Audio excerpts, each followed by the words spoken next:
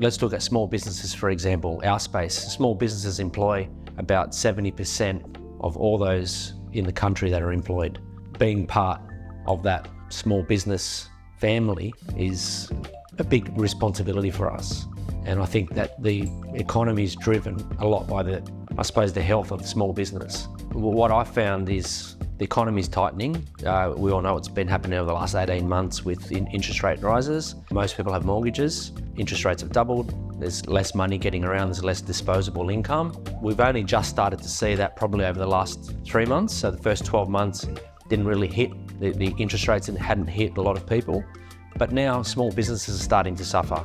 And with small businesses, it's important times like now to batten down the hatches, look at your internal operations, look how lean can you get it, because this period won't last forever, but it's not going to go back to how it was.